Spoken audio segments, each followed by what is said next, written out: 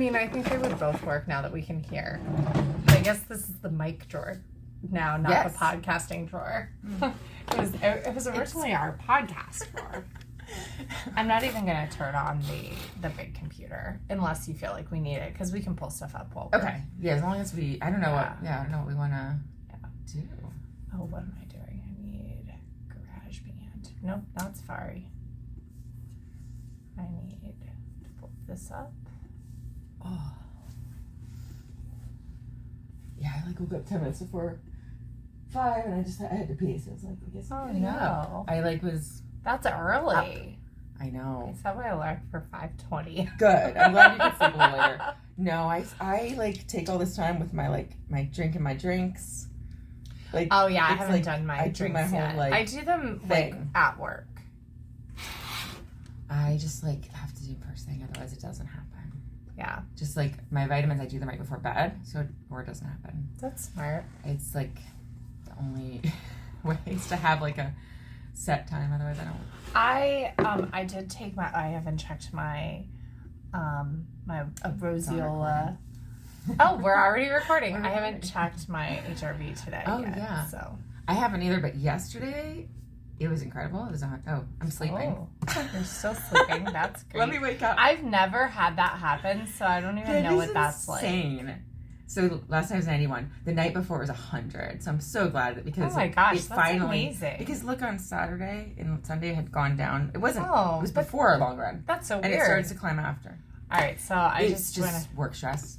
I went ahead and did. Yeah, let's practice. Sunday had gone down. Yes. It was before our long run. That's so weird. And it started to climb after. That sounds pretty good. Yeah. Just work stress. I wonder though if we do. That's on around. I think that's good. The other thing is, yeah, I think that's probably good. The sound sounded good. All right. We'll just do a freeform episode. We'll just talk. Yeah. Okay. Cool. Because we'll just do the HRV talk. Yeah. So we're about to start the episode. You ready? Good morning. Good morning. All right, let's do this. So I guess we'll just talk. All right, sounds good.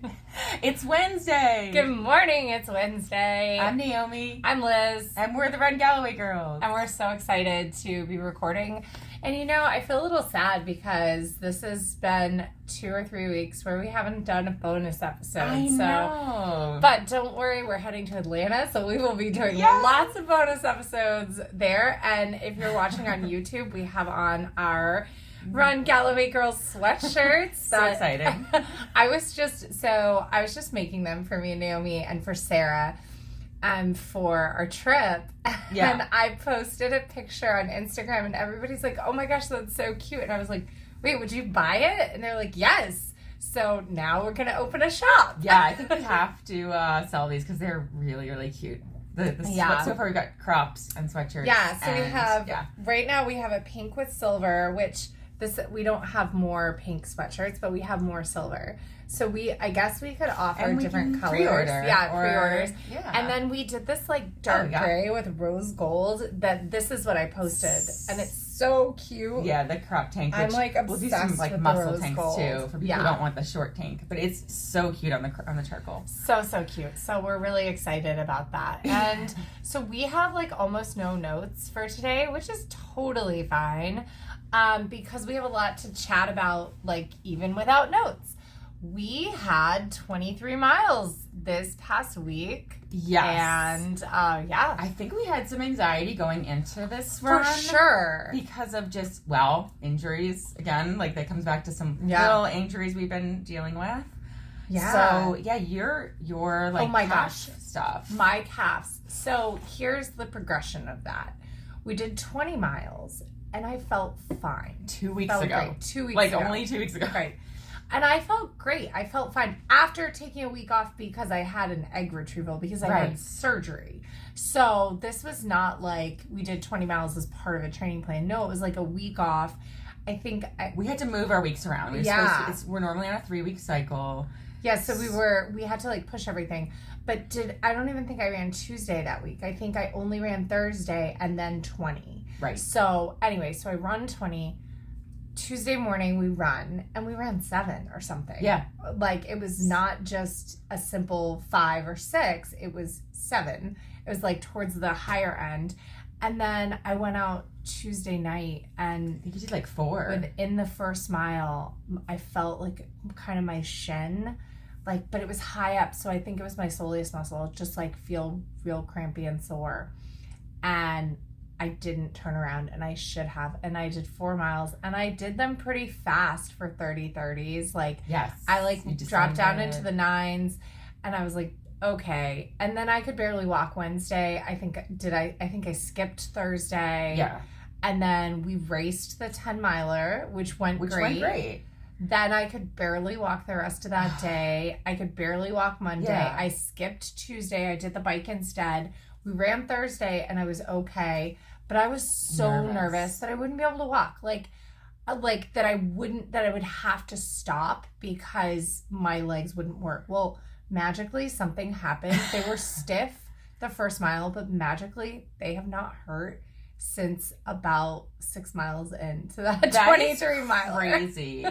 That is just so weird. And we took it like way easy, which was great. Way easy. We did 15:30s. And we were like more like a 12:45 average than like our usual 15:30, 11 something average. Yeah, so and we had some 13:50, 13:30s. We had some slow miles in there that were a lot of walking. And, yeah, we just extra like walking. Took extra walk breaks. We like just kind of went with the flow too. When we had to go to the bathroom, we found a CVS. Like, we were very lucky.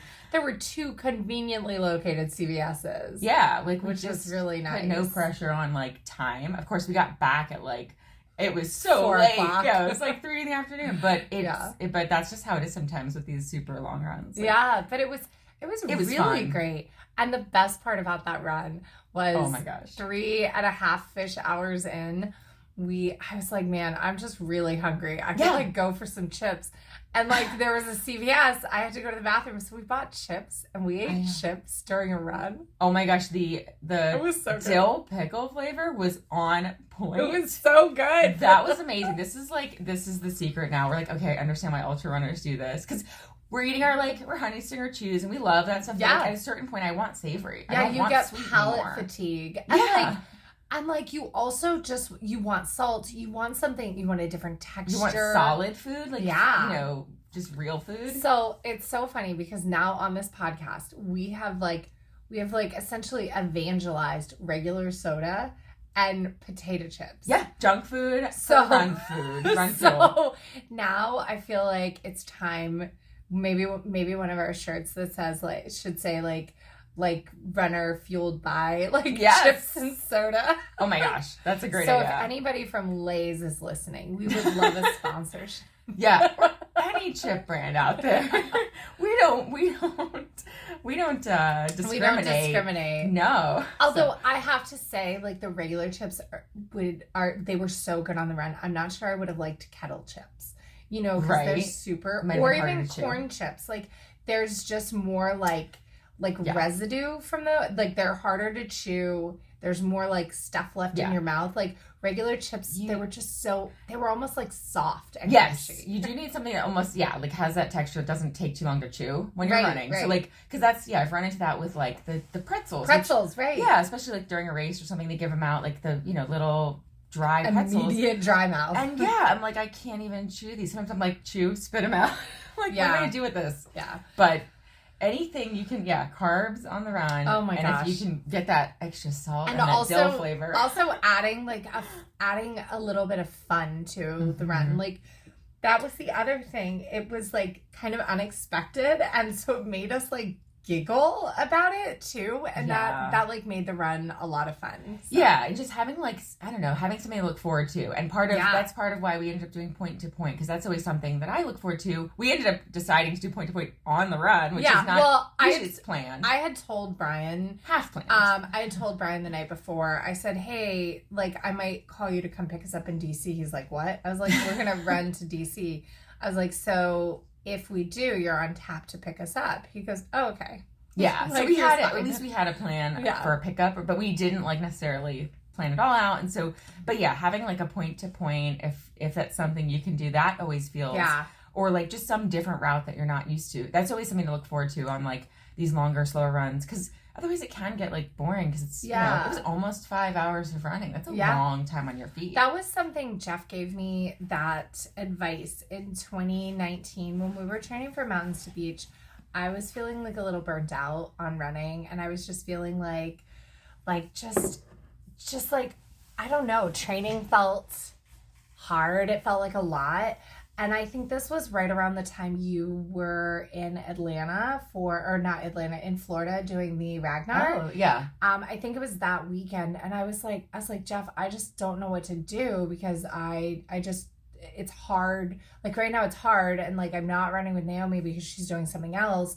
And so he was like, well, just go run with different friends, go just run, go have fun. And so that weekend I did a trail relay marathon, and then the GW Parkway, and then I think I also ran with Dale like 2 times, that like over that time period when I was like feeling like really bummed or something, and it really changed everything up. Like I had never done a trail. I really had never done any trail other than a Ragnar trail, and this it was the North Face Endurance Challenge, and I did the last leg of the marathon relay. Yeah. So where was I then? Because that must have been in. It must have been Richmond. I was doing Richmond. Richmond. The ultra there, because I did Lafayette, Florida in December. Oh, and then it was Richmond weekend, because I remember, you did that in because I was like there were 2 weekends that in we April, weren't together, in like late April, and because was there something else you did in April around then? Well, the weekend after I did Frederick, and you went and did but maybe the weekend before. I don't know because I feel like I ran with Dale when you weren't available for some reason.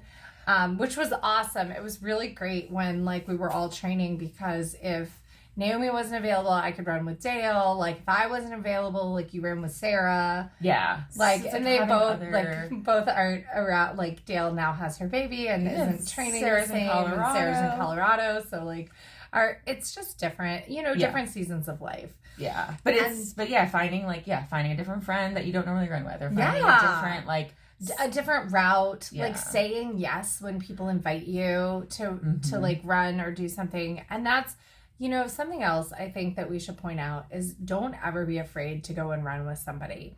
Don't ever think like I'm too slow to run with you, or I can't run with you, because like every person, like no person that you're friends with is going to be like, well, I have to, that is inviting you to run with them. Right. Is going to be like, well, I have to keep this particular pace for my workout, so you better keep up or I'm going to leave you. No. Like, that's not what happens. Like, I know that that's a thought in everybody's head. Yes. I'm not going to be able to keep up. I'm going to ruin their run. Well, if somebody's inviting you to run with you, or to run with them, like, that's not what's going to happen. They're going to be like, oh, great, whatever pace you want to do.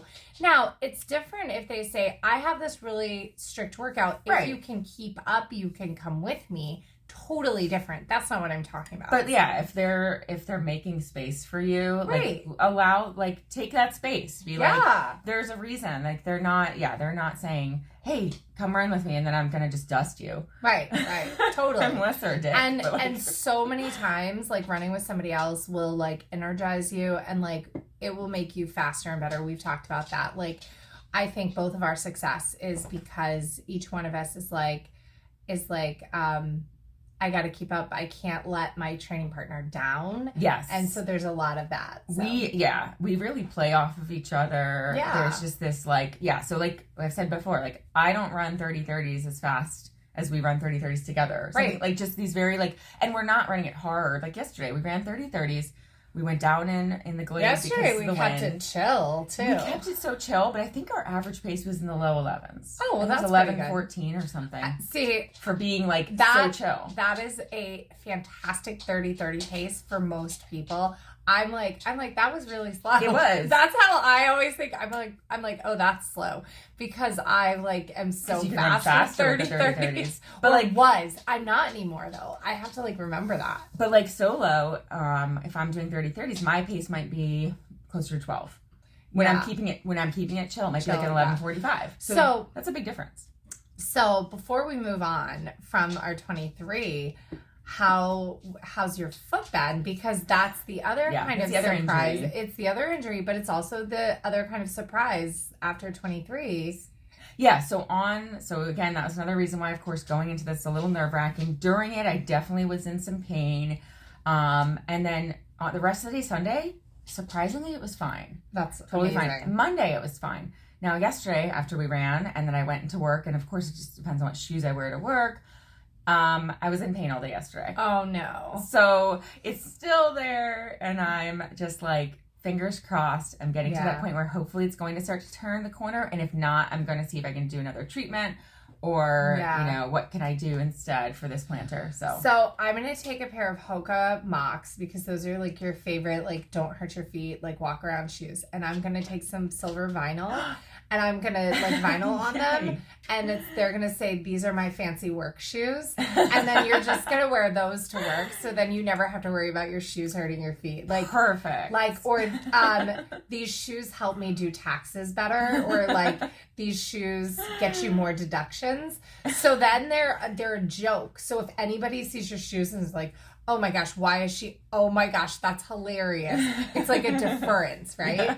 Like, instead of like judging you for your sneakers, they'll be like, oh, those shoes help you get deductions. Cool. And honestly, I don't think anyone would care. Nobody cares. My employees, my clients, no one would care if I was wearing sneakers to work. Yeah. I think we're past that point in this new world.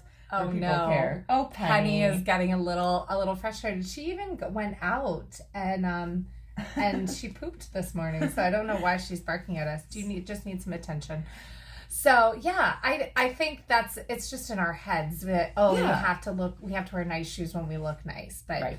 I think at this point, like, you got to take care of your feet for our training. Yeah. And we're 10 weeks ish. I think this weekend we're 10 weeks from Mountains to Beach, which is so crazy. That's great. It's still just enough time. I feel like it's not too close. I know. I cannot believe though that this weekend is Jeff's race. Like, I can't believe it's here already. It's so exciting. I am like excited, nervous for our 60-30 half marathon. Yeah. Oh, so excited, nervous. I'm nervous about having to run the 5K the day before because of my foot, but I'm hoping that it will be okay because I know I can power through. Yeah. I'll be able to power through the half even if like the 5K leaves me in a little pain. Well, and remember I said we're going to get you a chair when we volunteer. So that like, you're not standing on your feet. Because I know standing can be like, that can take a lot. That can take a big toll on your body. Yeah. We're going to be volunteering. We'll be at the store. We'll be at Phidippides on Saturday afternoon doing packet pickup. I'm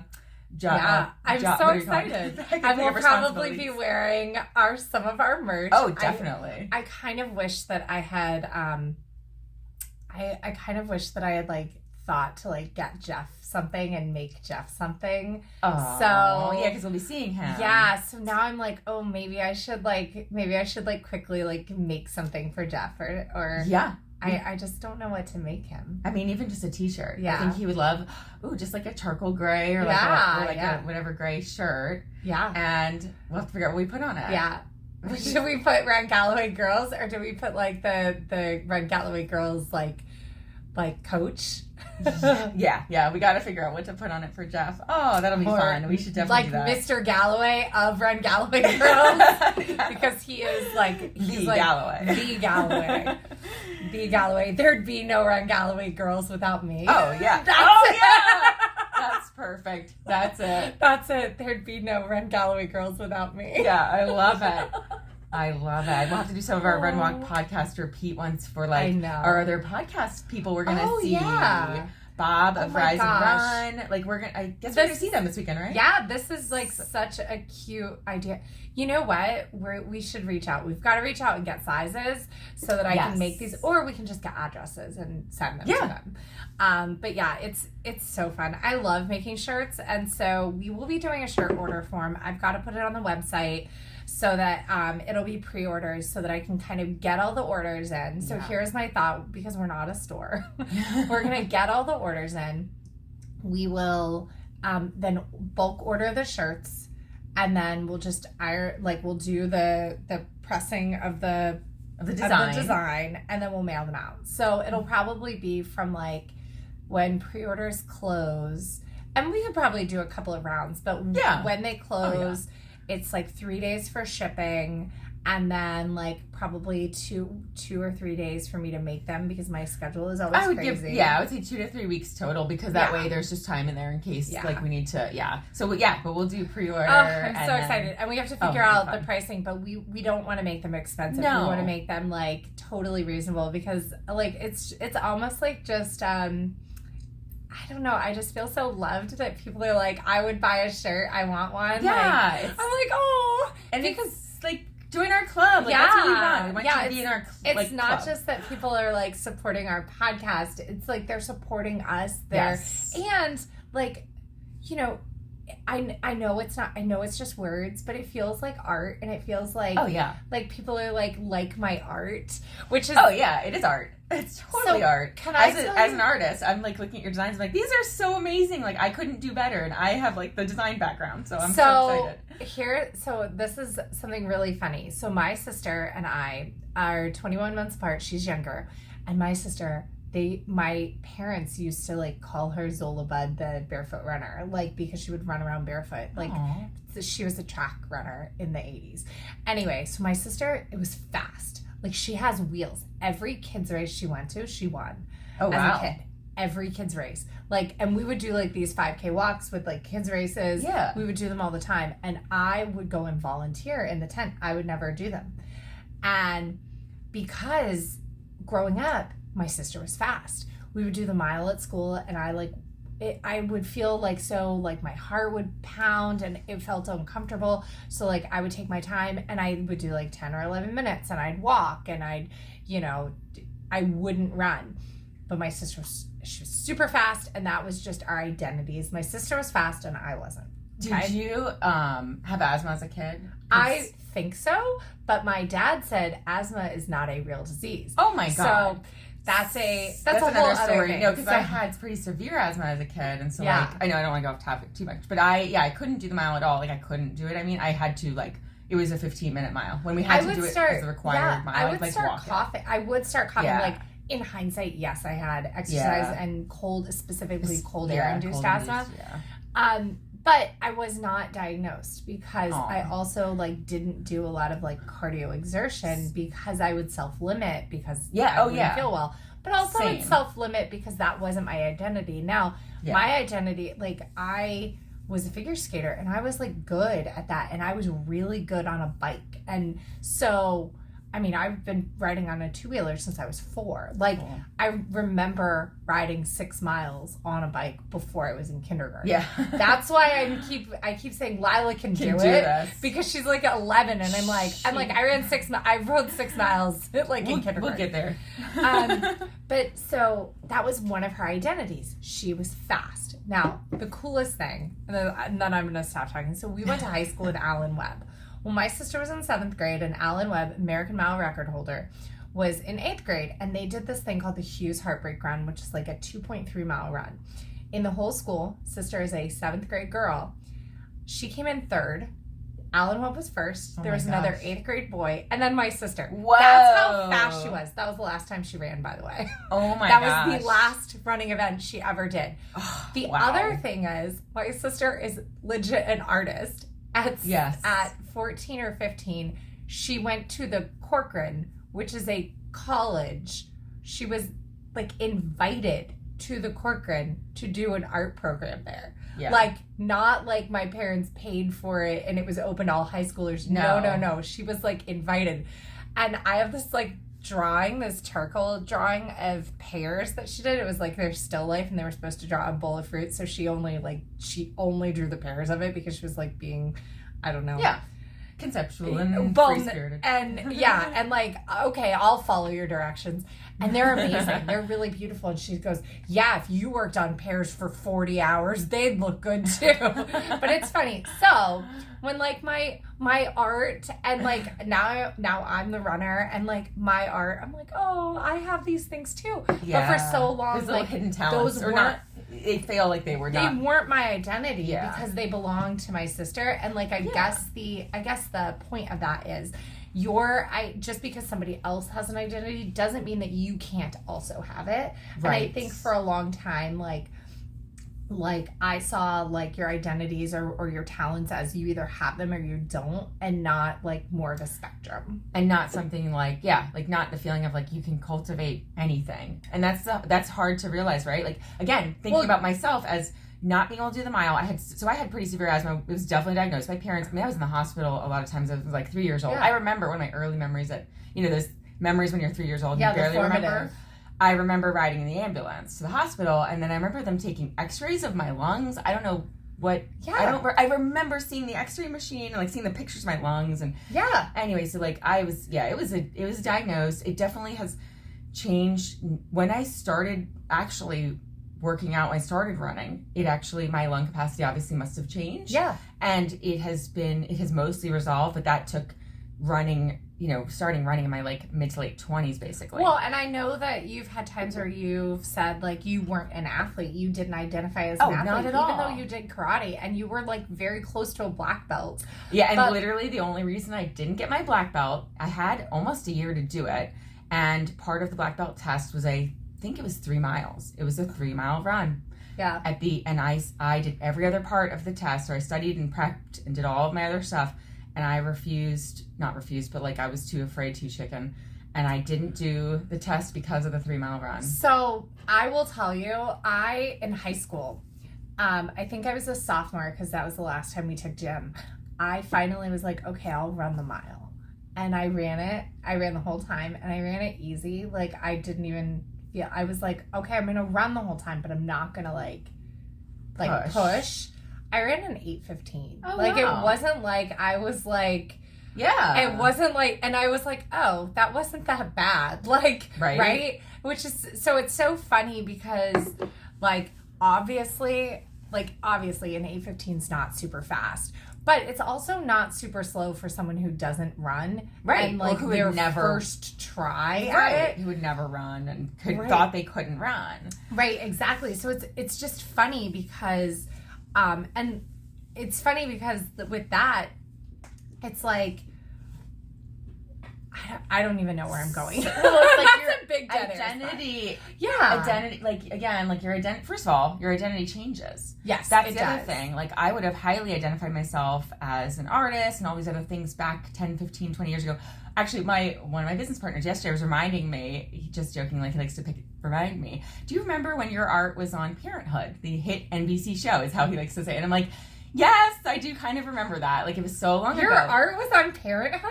Yeah, so one of my pieces, I had an Etsy shop. This was, back in like 2007, 8, right? Like pre-Lila, pre-kids, because it took up a lot of time to make crafts, as you know. Yeah.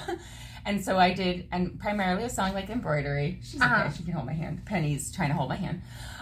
So one of my pieces, these were small embroideries. This was an 8x10, and it was a little robot on a bicycle.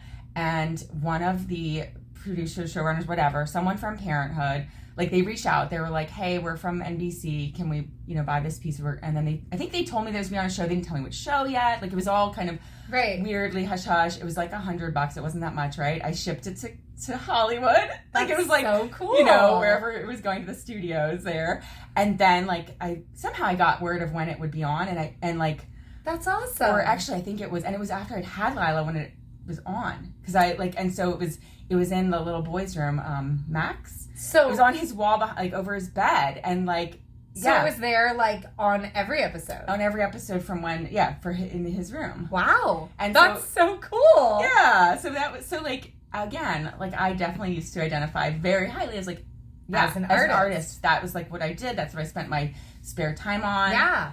And whereas like now I spend all my free time on running and podcasting, like the other things in life and so like your identity, and then hopefully like at some point I'll have time again to like craft and create, but like it's okay, like you can whatever you have time for, whatever drives you. Well, and I think it's funny with art, like I guess you don't think of, as a kid especially, you don't think of words and graphics as art.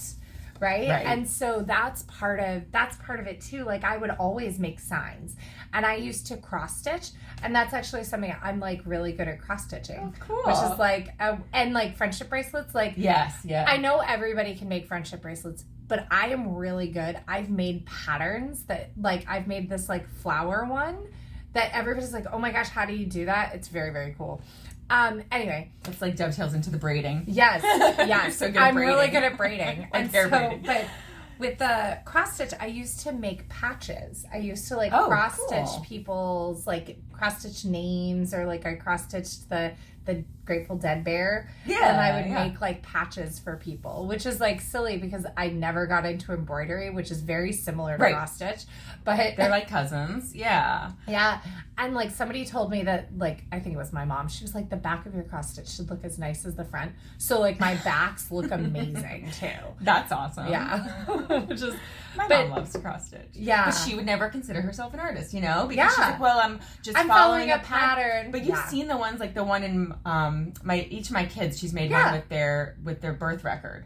So their name, their date of birth, their weight, all this stuff from their birth, and like, and the one in Julian's room, she changed it around and like changed the design. And so I'm like, well, of course you're an artist, Mom. And so it's like, it's you know, it's just really sweet. Like it has a little prayer. Yeah. Like, so bless this child. So you know what? I think you have to.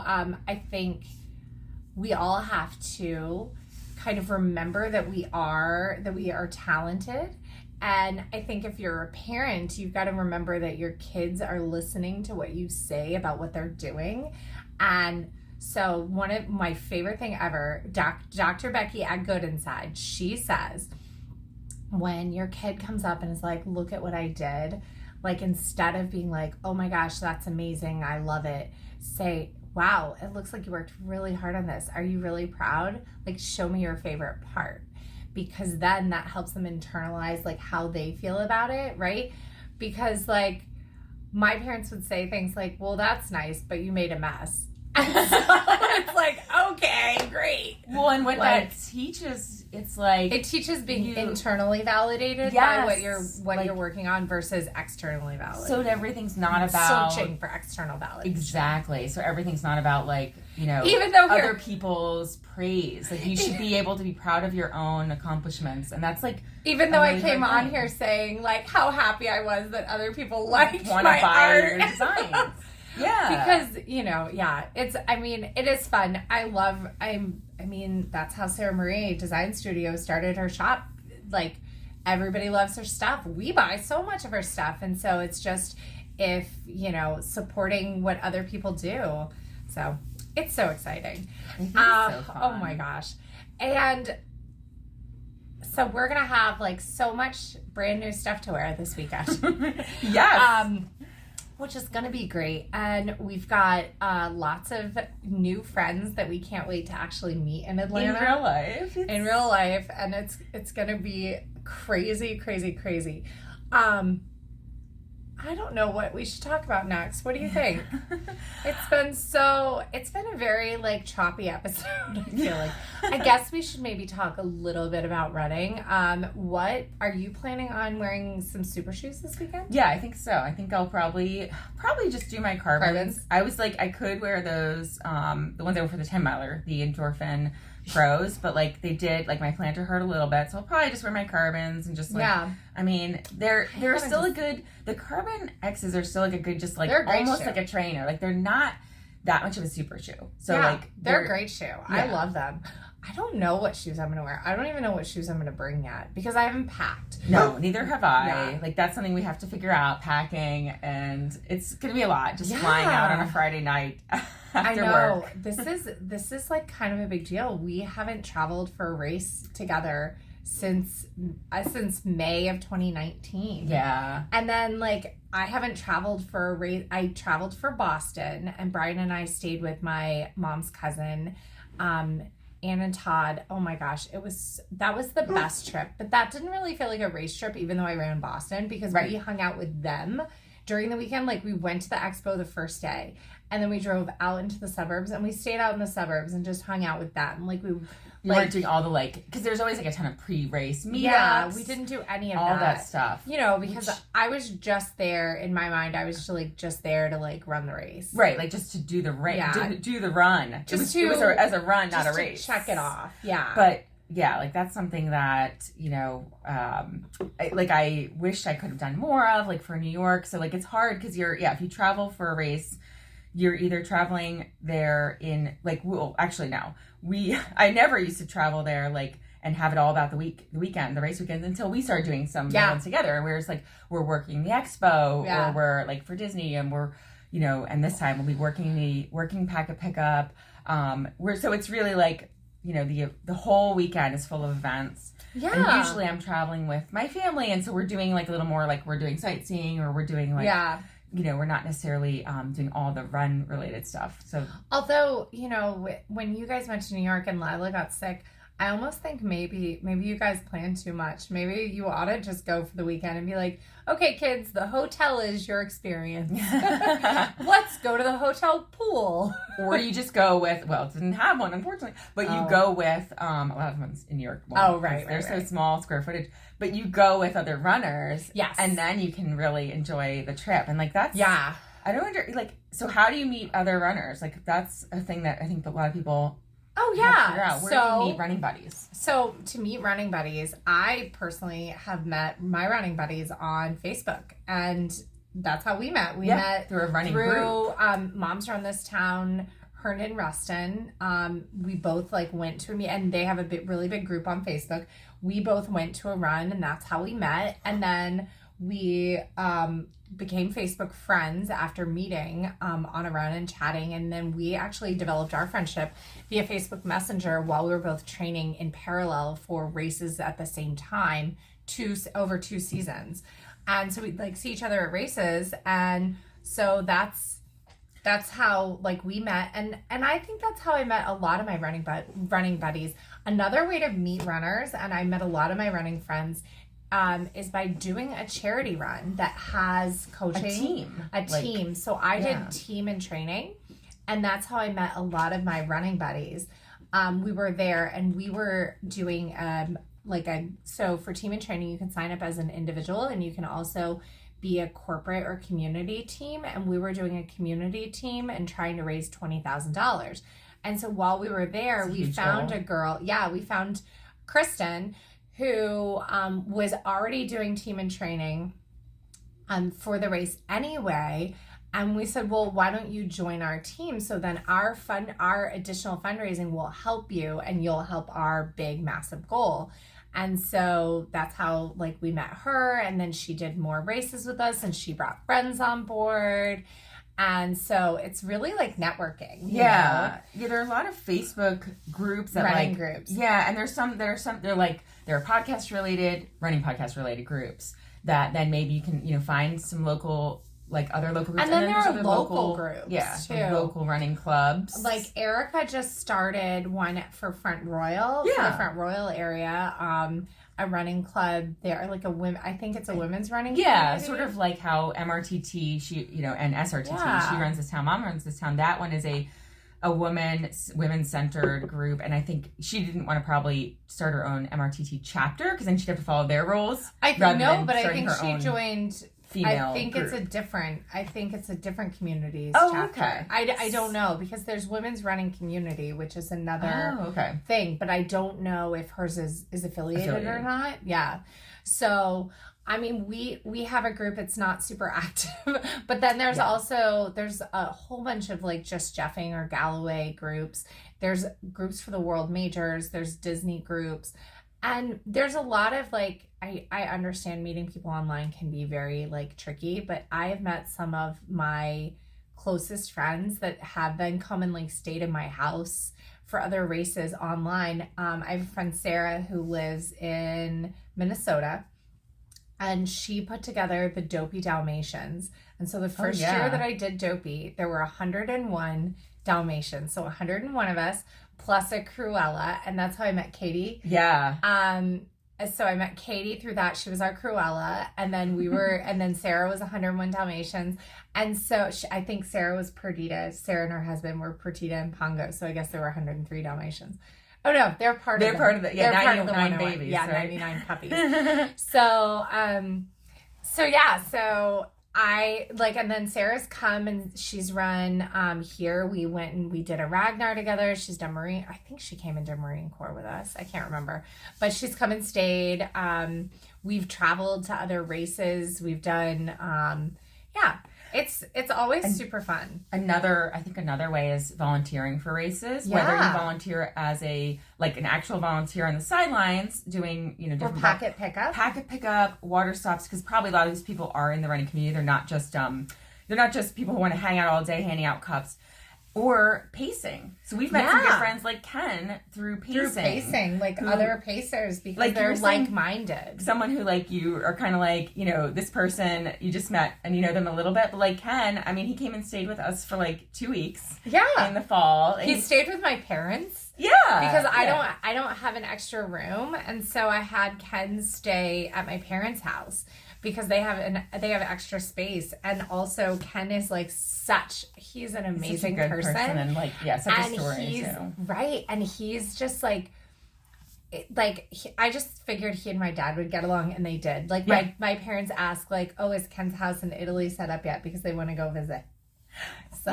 He's got along real well with my parents too. Yeah, we hung out. He stayed with us in New York, and we hung out with my family then, and I love it. He's part of our family. He's Uncle Ken to my kids. I know. It's great. And we literally met Ken, and we were like, "Hey Ken, do you want to pace us in California?" Yep.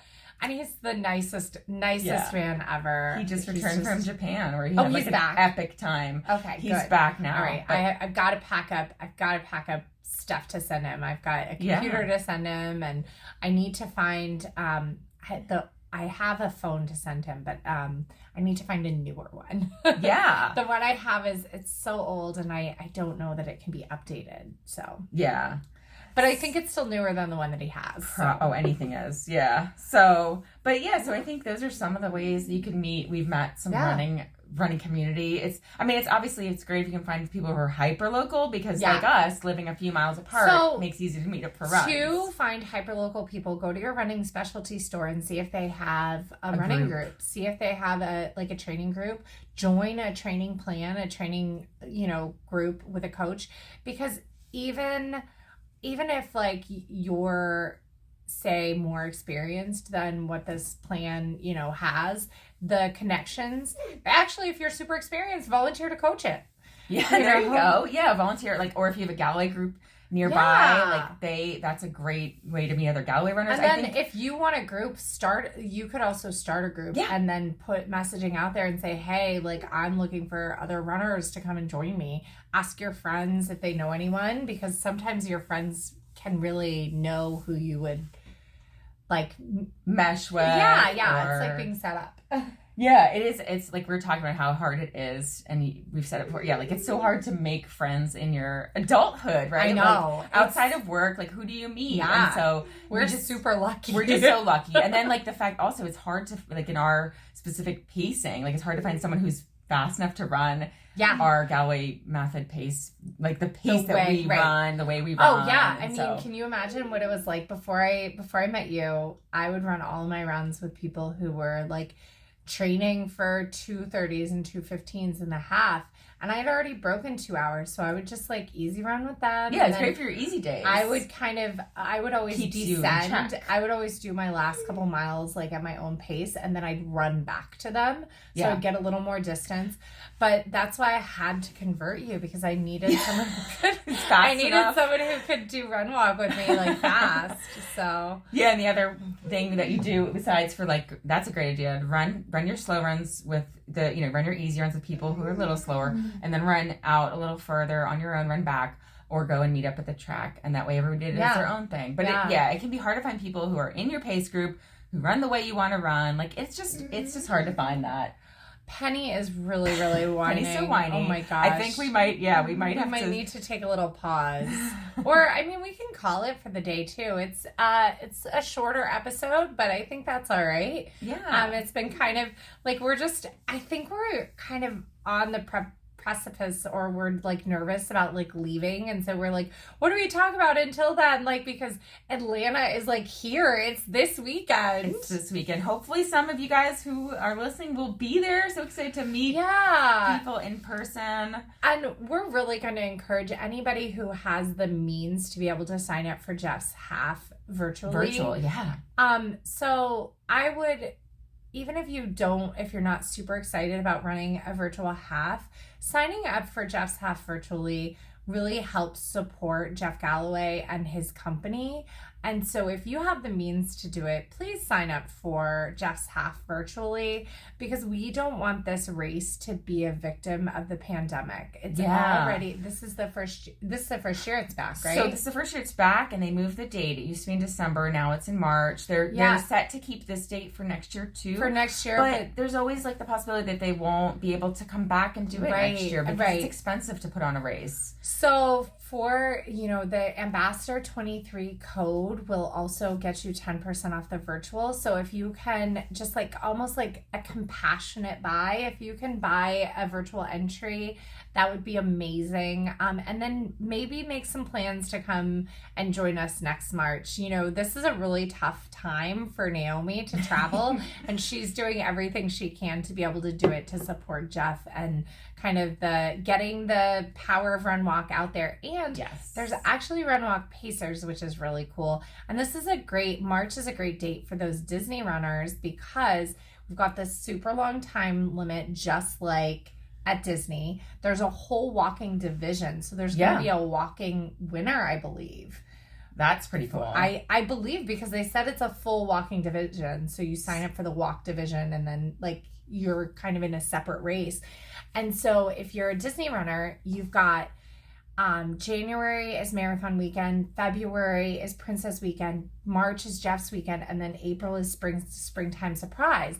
So it fits right in with the plan with Disney. So it would be a great race to like put on your calendar, and it's nowhere near the cost of a Disney race. Oh my gosh, nowhere near the cost. And like Atlanta's so easy to fly in and out of. Yeah. And inexpensively, at least on the East Coast, like for us, it's a great like get away without like spending a ton of money, I mean, I even looked at it. We could have flown in Saturday and flown out Sunday had we not been doing the 5K. Like, true. And it would have been like easy though. It wouldn't have been like, oh, I spent my whole day traveling. Like, it's not at all. Yeah, it's going to be really great. And so that's my little plea for a compassionate buy of Jeff's virtual race to support the man, the legend who gave us this amazing method and has inspired millions of runners out there. Yeah. Like, I wouldn't be a runner today without Jeff Galloway. Yeah. And like, again, and right now, like my mom's starting her journey in her late 60s. And then, it's amazing. And now my daughter, embracing Run Walk for Girls on the Run. Like, so yesterday was the first day that she took her new watch, my old Phoenix, my Garmin Phoenix 5S or whatever it is. How cool is that? She's not 11 yet, right? She's 11 this year. So 10 and a half. And so wearing a Phoenix. Granted, it's the 5, but she was like, oh, I'm so excited to see people notice my new watch at school. And then I was like, oh, do you want to know how to press the run button? We were running to the bus stop. And she's like, that's okay. I don't know if I'll use it to run. I was like, what? That's the whole point. Then she did end up, I was like, well, it's the left top and then press it again and it starts to run.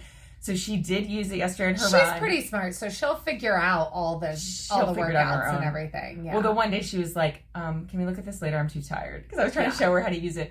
But then she managed it. She saved a run, and I had already preset. She asked for 30-30, so I preset 30-30s on that. Yeah. So she used 30-30. She's like, some of the times I wanted to do a run through, but the other times I was really glad to have the walk. So I was like, that's exactly how it should be. You can take a run through if you're feeling great. Yeah. Or take an extra walk, or just embrace the walk. I would set her to 15-15, so then she can do 30-30s. Yeah. But she can also get that walk if she wants a run through. Like, she can do a run through and a walk through. Yeah, so I mean, she wanted to keep it at that for the next. We'll see how it goes, but it's so exciting. That's awesome. That's so exciting.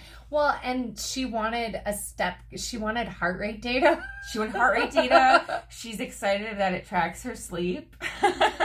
We have to hook it up to an app so she can actually see all the data. But yeah, she wanted her pulse. That was what she wanted. I remember her, like, you were pretty nervous when you got her first Garmin, the kids Garmin. And she took such good care of that kids Garmin.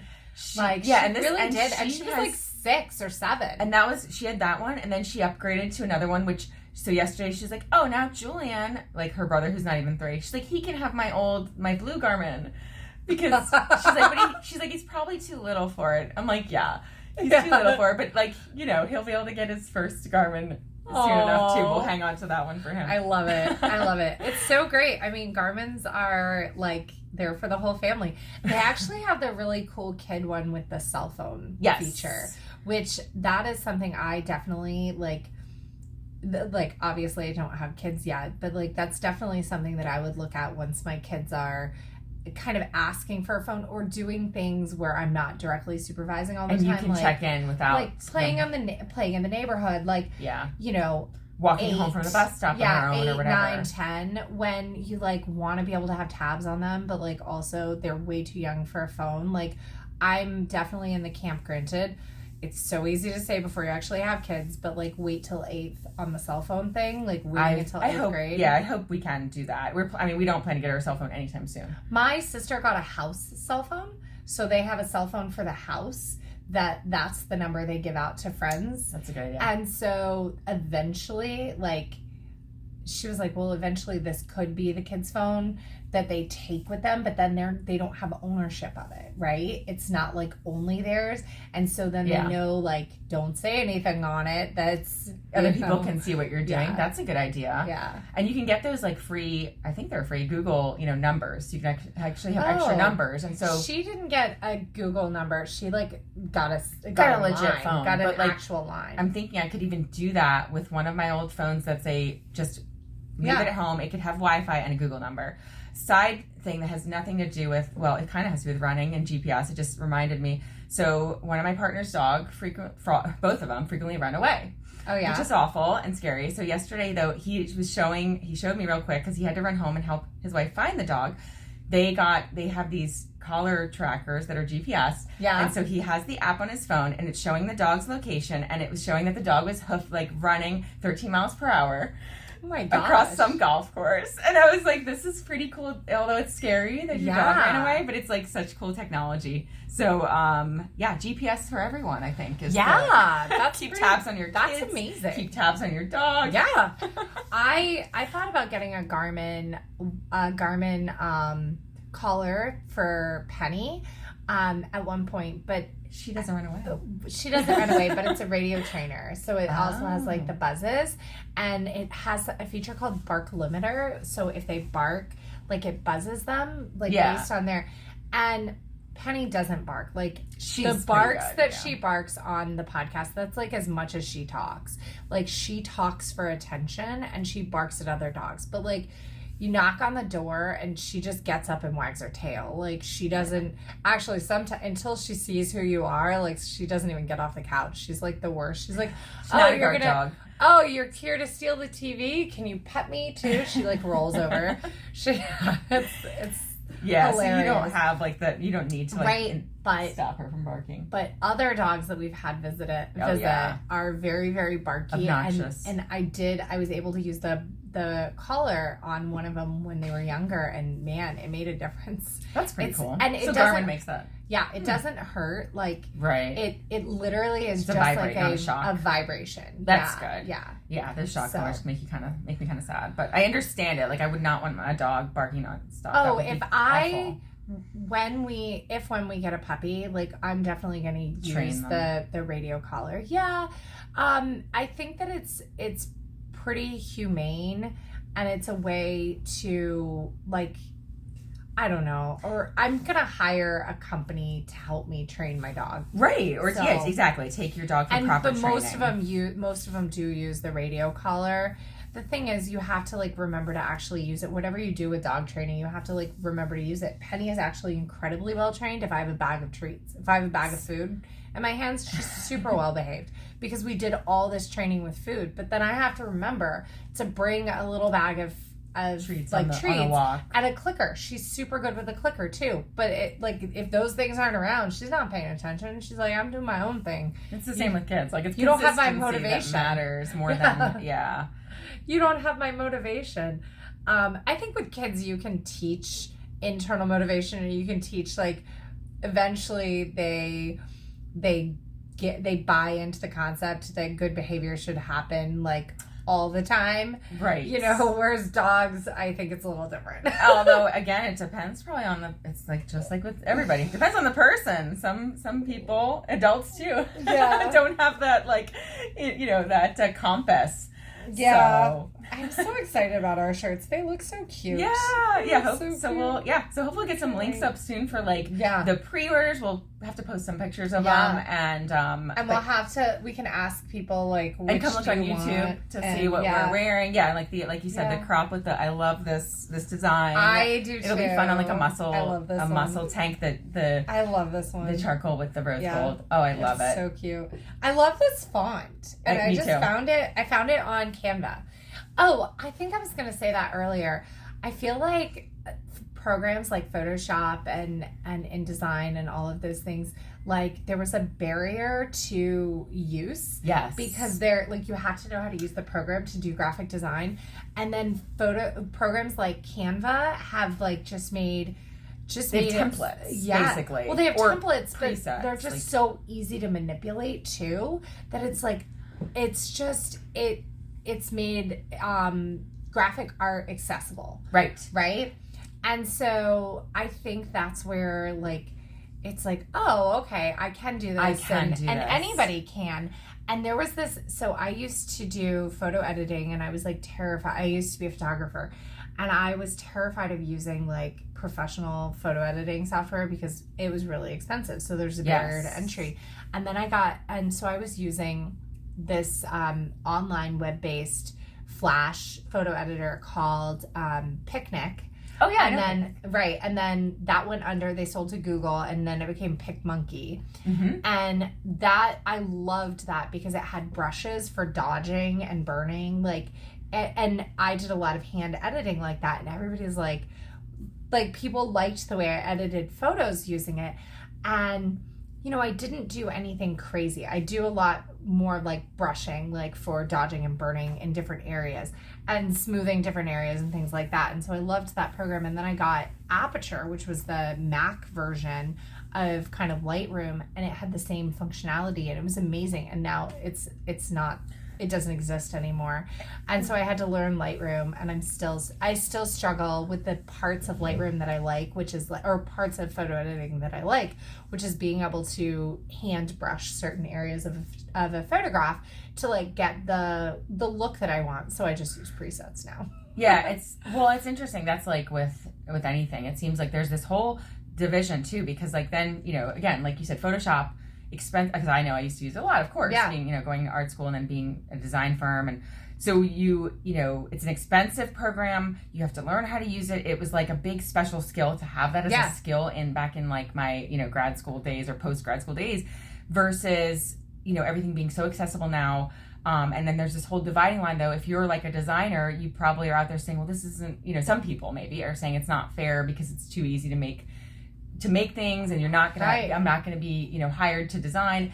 And then, but if you think about it, it's just like with that's like not with podcasting or like with anything else. It's great to be able to enter this world without having a background and knowing what we're doing. Like when we started this, like, you had a little bit of experience with it, but it was all kind of dabbling. I think the thing, though, with, like, art and graphic design and things like that, sure, anybody can do it, but I gotta tell you still, like, knowing, like, how to do, like, the real thing, it's still a skill. And then having, like, okay, photography is a great example. People would look at my photos and be like, oh, what camera do you have? And I'm like, I have my eye. Like, it's not about my camera. It's not about the tool, right? Yeah. Like, I designed our shirts. It's not the program that I used. No, it's how I did it. And, you can't really tell because the letters are spaced, like, perfectly on here. but I had to adjust. I had to move. Yeah, manipulate. Like, it wasn't just a you preset. Could just you could. I could have just left it the way that it was set on the thing, but I thought that the A and the Y looked too far apart compared to the other letters, so I like typed them and changed them and like had to like line everything up and. You know. Yeah, it's still like, again, there's art to it. And it's I think accessibility is important. And that's why like it comes back to Run Walk. Like Run Walk, Galway Method is like, accessible for everyone. And there's just because there's winners and lead runners doesn't mean there's not also back-to-backers. And so right. You're and like allowed everyone to be everywhere. Yeah. Everyone should Everybody be matters. In this. It shouldn't be just for those people who are the fast runners, best, right? It shouldn't be just the best. So I think that this is a great place to be done for the day. Yeah. But we will definitely have an episode coming at you this weekend, an episode or two, because we're so excited, and hopefully we'll have time to sit down with Chris this weekend. Yes, or at least schedule a time to chat with Chris, and then maybe I was thinking about maybe chatting with Nate and seeing like post race like how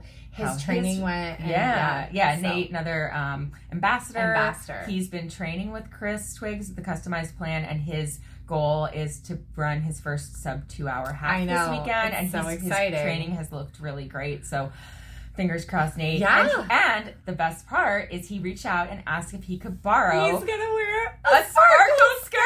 So Yay. he's gonna borrow one of our sparkle athletic skirts. Liz has both. He asked for green, or that was what we're gonna makes sense this weekend. We're gonna bring so much, so it's fine. Oh my gosh, it's so fun. It's so fun. I love that he's gonna just rock a skirt. He's not afraid to rock the skirt. I'm so excited for us wearing skirts this weekend too, because it's so fun. It is so fun. So fun to dress up. It's the best. It's so much fun. Well, have a great, amazing Wednesday. We're going to get this up on where obviously it will be up because you will have listened already. So listen, follow, subscribe. If you can, leave a review. That would be amazing. If you want to support the podcast, you can go to RunGallowayGirls.com/shop. And we've got links to our affiliates products. And that is also where our pre-order for shirts will be. The link to pre-order shirts will be at RunGallowayGirls.com/shop. Yay! All right. Bye. Bye.